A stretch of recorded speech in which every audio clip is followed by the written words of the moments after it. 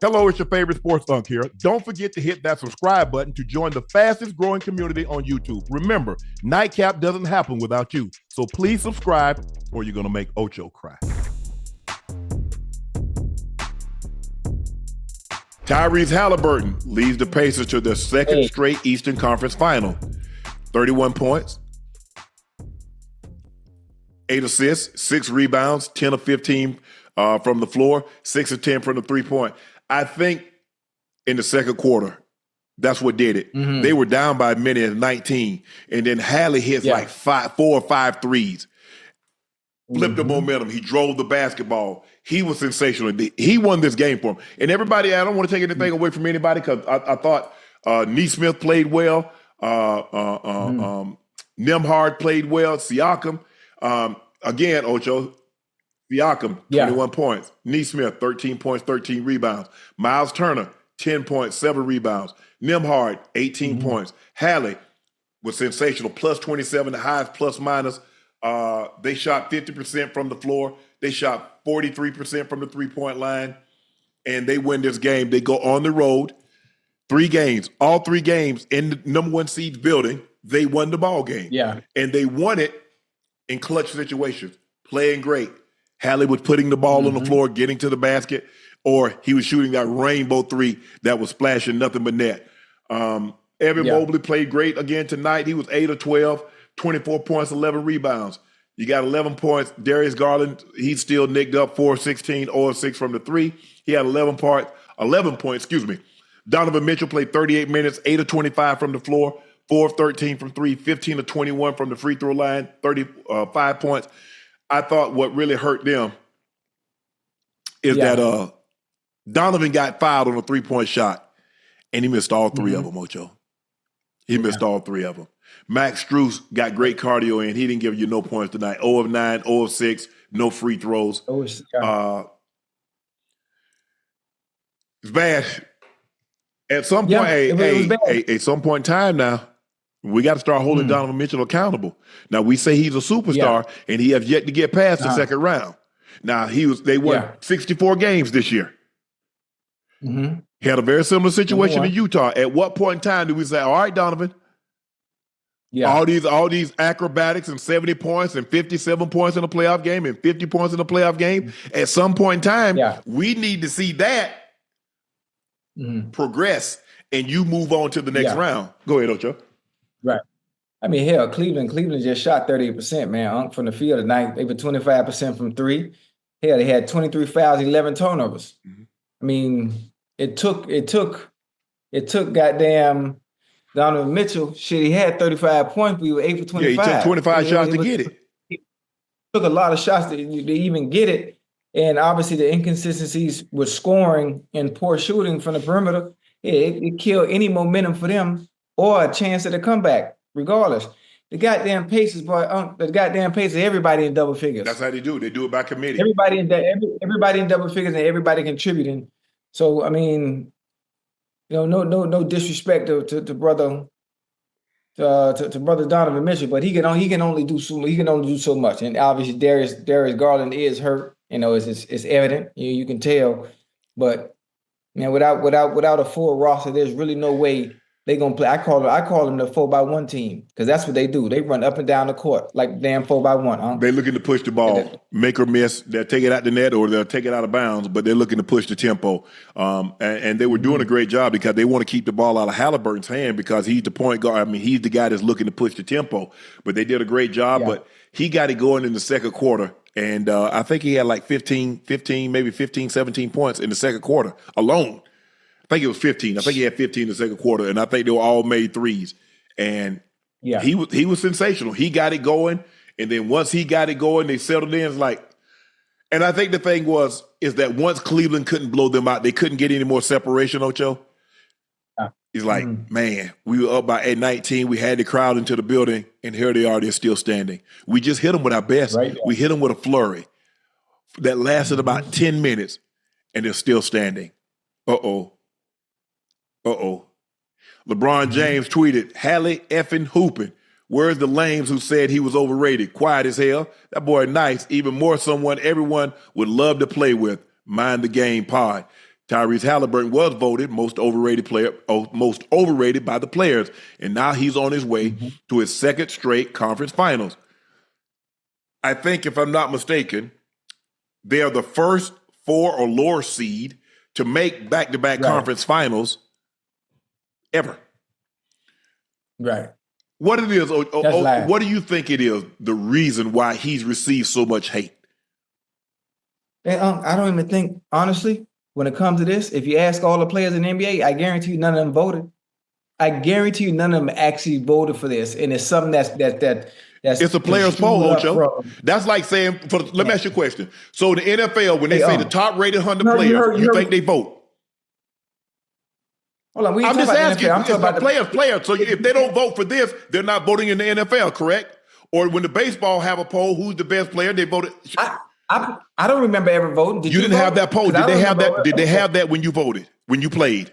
I don't. Did they have? How far does the top 100 go back? I think it goes back probably like 2012, 2013. Oh, for real?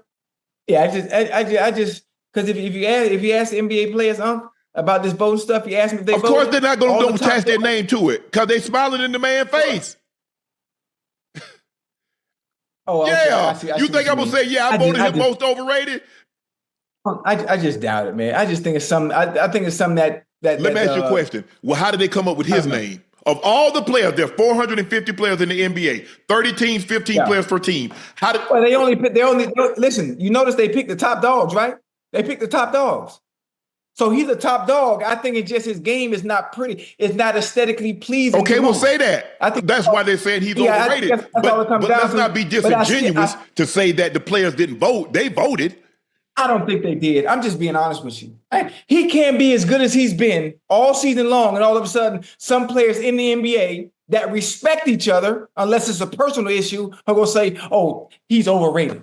Absolutely, it's the fucking name. Oh, my bad. It's the NBA. It's the NBA for one, and you respect the player that's as good as he is and has done what he's done. But the problem that you run into, Ocho, a lot of players are comparing them to who? Point guard, Steph Curry. Who's another point guard? Shai Gilgeous. Who's another point guard? Luka Doncic.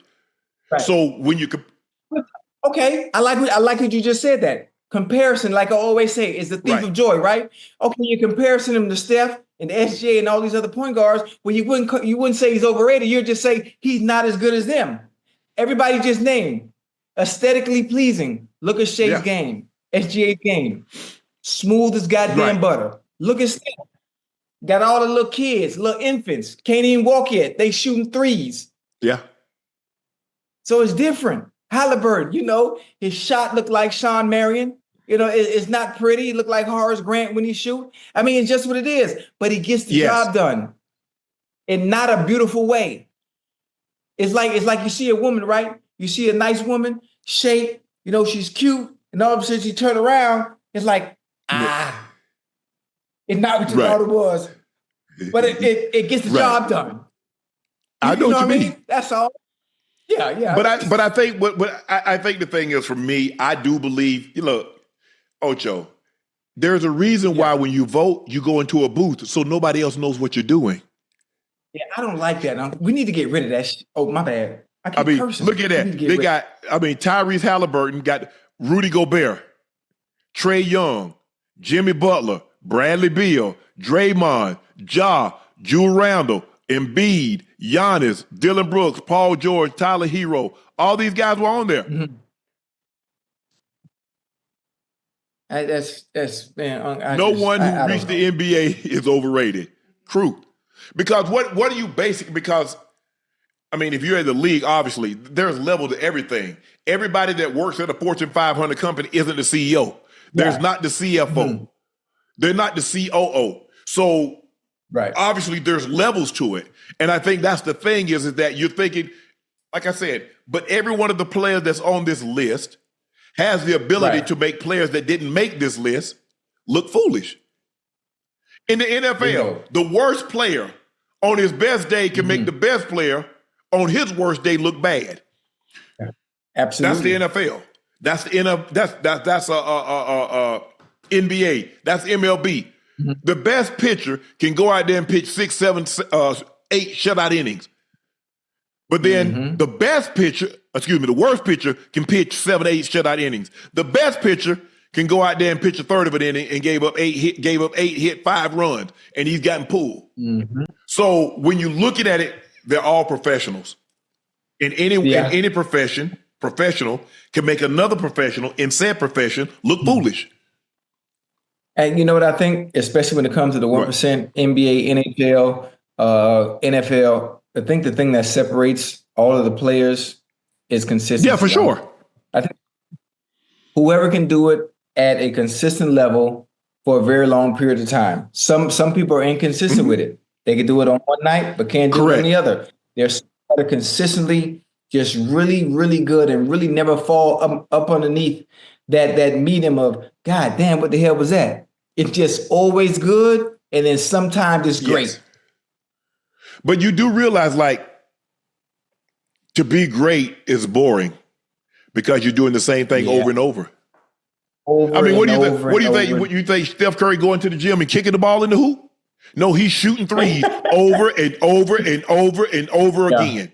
And he's warming up the same way over and over and over again. And LeBron James is doing the same thing over and over and over again. Yeah. And Tiger did the same thing. And people like, that's boring. Greatness is very monotonous. Yeah. Yeah. Because you going and doing it over and over. It's the repetition. And so you don't do it so you can get it right. You do it until you can't get it wrong. And that's what great. Tom Brady did the same thing for 20 plus years.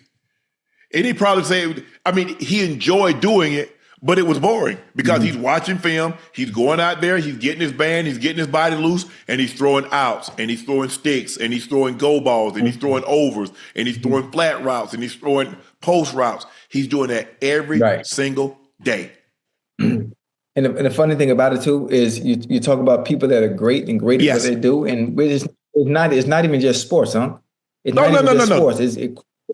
It's things that people can apply to their everyday life. But the hard part about it is nobody wants to continue to do the same thing over and over, let alone have the discipline to do it consistently until they become great at something, whatever it may be. And that's it.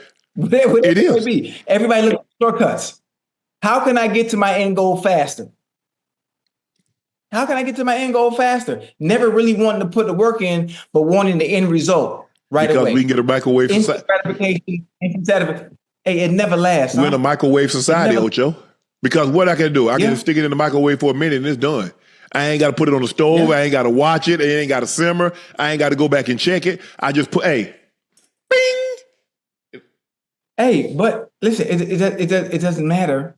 It doesn't matter because anything it has instant gratification. It's not sustainable at all. It's like a one-hit wonder. It's like a one-hit wonder. I mean, I wish you know what? I wish we could have a Beyonce, somebody that's been great for an extended period of time, and tell Beyonce what did you do? Because all you hear is about how hard she worked. She knows what she wants. She goes in the studio and she says, "Okay, I got it," and she does this over and over. Over and over, over and over, over and over. All the greats did it. And people are like, man, how you eat the same thing? Because I want the same result. I don't expect anything different. You think LeBron James expect anything different than the greatness that he's displayed for 22 years? You think Tom Brady expected something different from the greatness that he displayed throughout his NFL career once he got in there? Of course not. That's why he did what he did. And you try to find ways to improve upon that. Tom didn't always do the TB12 method. He found somebody like, okay, I'll try it. He had success. He never left him. LeBron got Mike Macias. Jordan got Tim Grover. Kobe had Grover. Boom. And so it is a greatness requires not a commitment, but a singular focus. A singular focus. Jordan didn't have no race car team. He didn't have all this stuff while he played. Kobe didn't have all these. Kobe was not trying to win no Oscar while he played. Right. He had a singular focus. The greats have a singular focus. Now, they've branched off now, and where you see guys trying to build their brand, and that's fine. But you have to I think you get to a certain point, you're like, well, and I don't really know how much of they're doing is that. Because like let's take LeBron, for example. He's made it, Savannah's like, I've always wanted to be a housewife. I want to support my husband. I want him to be the best at what he can does. I got this at home. Don't you worry about Bronny. Don't you worry about Bryce. Don't you worry about Zuri. I got this. You handle that. Okay, now he has other endeavors. Maverick, you handle that. Rich Paul, you handle this. Randy, you run the day-to-day. You make sure I get from point A to point B, wherever we need to be. Boom, boom, boom, boom. Mm-hmm. He focuses on what he focuses on. You see? Everything is, for LeBron, all LeBron do is come down and eat. Hey, Savannah might hand him his jacket or something. He out the door he got a driver. He ain't driving. I told him one time, hey, I saw him driving. I hit him up. I said, bro, hell, I ain't even know you have driver's license. I ain't never seen you drive before. He sent me the emoji back laughing. I'm like, damn, bro, you can drive? You got driver's license? He's like, yeah, I can drive. But greatness, it requires all-encompassing. And that's why most people think people that are great, they're you know what. They got total vision. But if you notice, you ever seen penguins and pigeons hanging? Birds of a feather flock together. You don't see penguins and pigeons hanging. Penguins hang with penguins. Pigeons hang with pigeons. Eagles hang with eagles. Hawks hang with hawks. Mm-hmm. That's why you see people of a certain status. Because you know why? Brian Billick once told me, he said, Shay, you know why movie stars marry other movie stars? I'm like, I don't know, maybe on the set. He said, because the other know what it's like to live in that world. They know what it's like to jump in and out of character, what they have to go lock in for 6 months and be something. And then all of a sudden, so now when I'm irritable and I'm moody, guess what? My partner did the same thing just last year. So I know what he's going through. She knows what I'm going through. I can relate to it, yeah. Relatability. Makes sense. It makes sense. But Halle put on a show tonight. He was sensational. And they won this game. Clutch situation. They've been great all game long. I mean, you look at 2 games, Cleveland probably kicking themselves in the butt. Had it won, and they came back and lost. And Indiana came back and took both games. Could we get a rematch of the semifinals of last year in the Eastern Conference? Knicks, Pacers. Yeah. Pacers go into the new MSG, win a game 7. It's going to be very interesting. I think Brunson got nicked last year, but he's full go now. This is going to be a great look. I don't want to put the cart before the horse, but I do believe at some point in time, the New York Knicks are going to advance to the Eastern Conference Finals where they'll face the Indiana Pacers. That's what I do believe, and I think it's going to be a great. It's going to be a great series.